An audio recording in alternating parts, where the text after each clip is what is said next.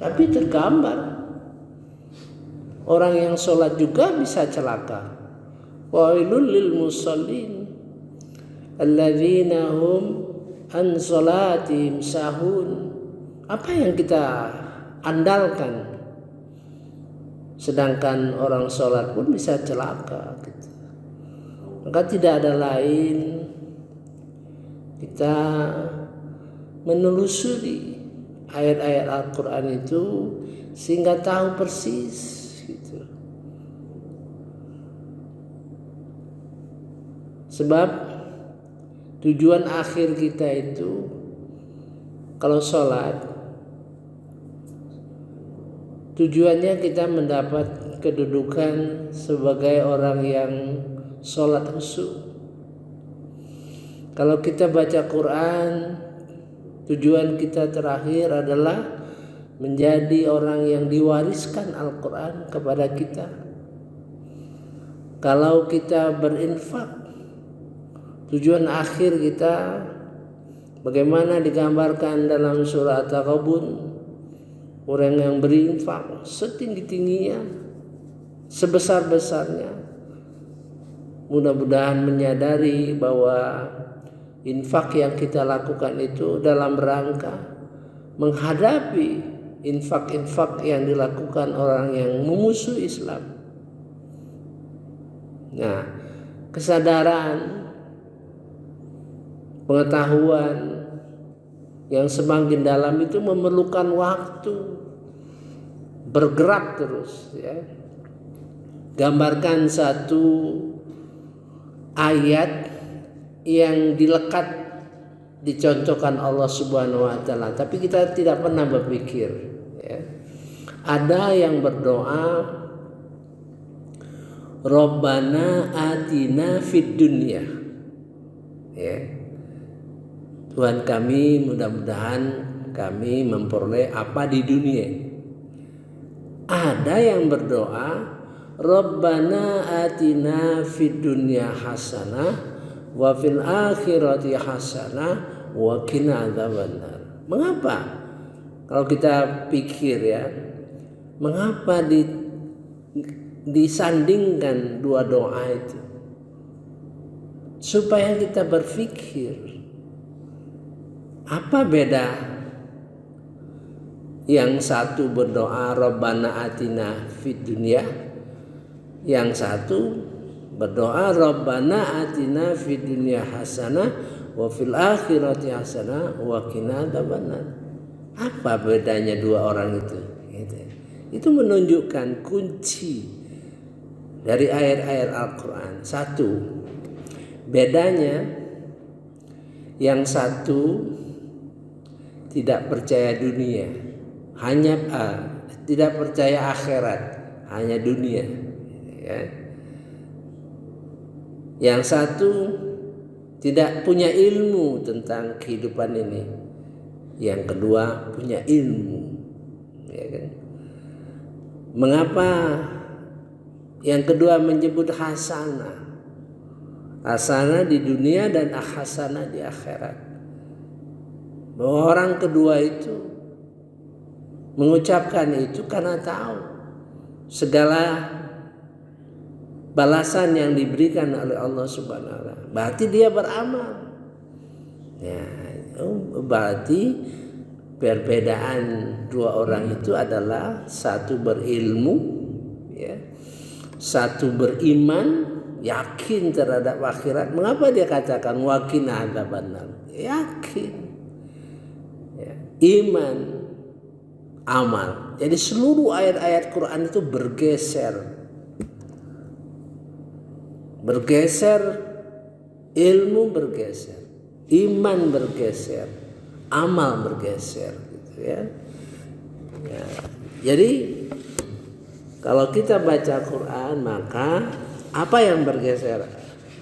Ilmu, iman, dan amal. Ya, mari kita kembali ke dalam surah Al-An'am. Al-An'am ini ada tiga tempat yang melambangkan mengisahkan orang yang masuk neraka, ya. Mari yang terakhir ayat 93. Ya, 93 ya. A'udzubillahi minasyaitonirrajim. Bismillahirrahmanirrahim. Siapakah yang lebih zalim daripada orang yang mengada-adakan dusta terhadap Allah, atau yang berkata telah diwahyukan kepadaku padahal tidak diwahyukan sesuatu pun kepadanya, gitu ya.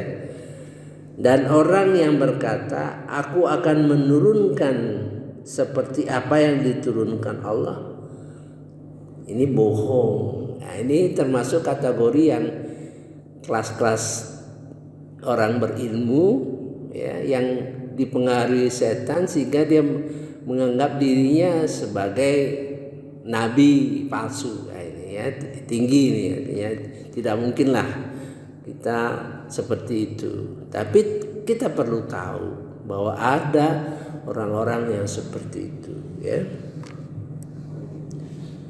Alangkah ngerinya sekiranya engkau melihat pada waktu orang-orang zalim berada dalam kesakitan sakaratul maut, sedangkan para malaikat mukul dengan tangannya sambil berkata, keluarkan nyawamu, keluarkanlah nyawamu. Pada hari ini kami akan dibalas, kamu akan dibalas dengan azab yang menghinakan karena kamu mengatakan terhadap Allah perkataan yang tidak benar dan kamu menyombongkan diri terhadap ayat-ayatnya.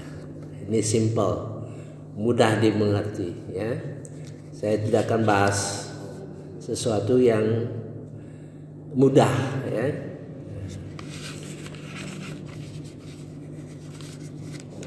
Jadi ada kejadian seperti itu, ya.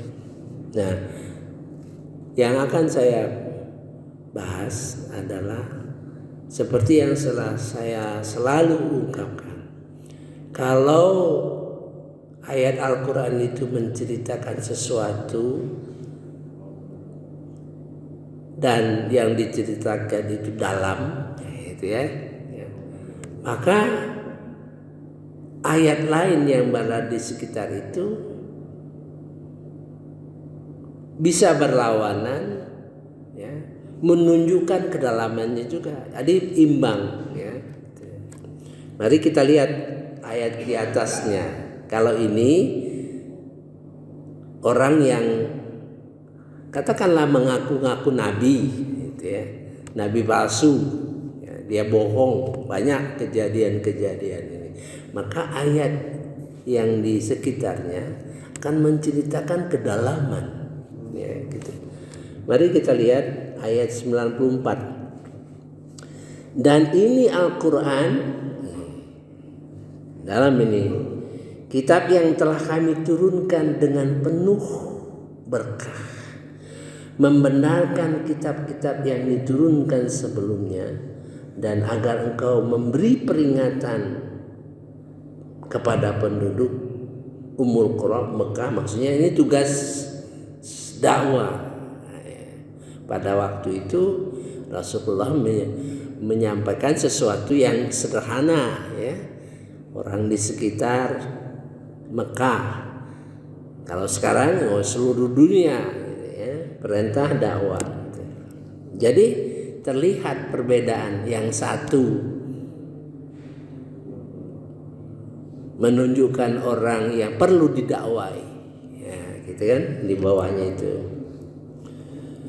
Dan orang-orang yang ada di sekitarnya, orang-orang yang beriman kepada kehidupan akhirat, tentu beriman kepada Al-Quran, dan mereka selalu memelihara salatnya. Ini salah satu, ya, ayat Al-Quran yang berkenaan salat. Mengapa dia tempelkan dengan salat? Mengapa dia tempelkan dengan memelihara salat, ya? Nah, itu, ya.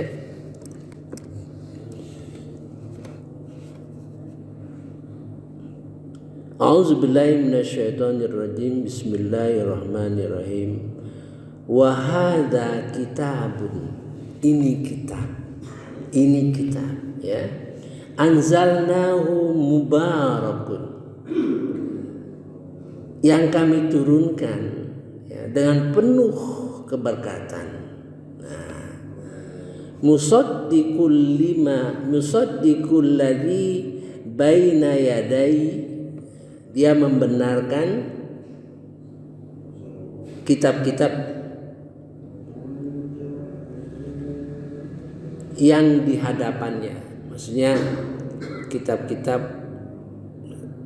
Taurat, Zabur, Injil. Nah, sekarang kita tanya, kapan ayat-ayat Al-Quran itu mubarakun, berkah? Ini ayat yang terpotong, ya. Kalau tidak kita kejar, ya. Ini kitab yang kami turunkan yang penuh berkah. Kalau kita nggak kejar kata mubarakun itu, nggak akan ketemu kita. Mari kita lihat ya, di dalam surah ini seperti Al-Quran ini seperti puzzle, ya, terpotong. Dan kadang-kadang kita harus mencari potongannya itu. Ya. Mubarakun di dalam surah Shad, ya, di dalam surah Shad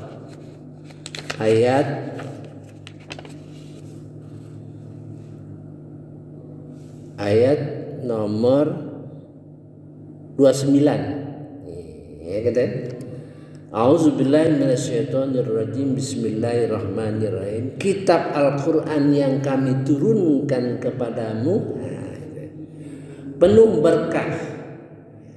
berkah. Nah, ini potongannya ini. Kitabun anzalnahu ilaika mubarakun.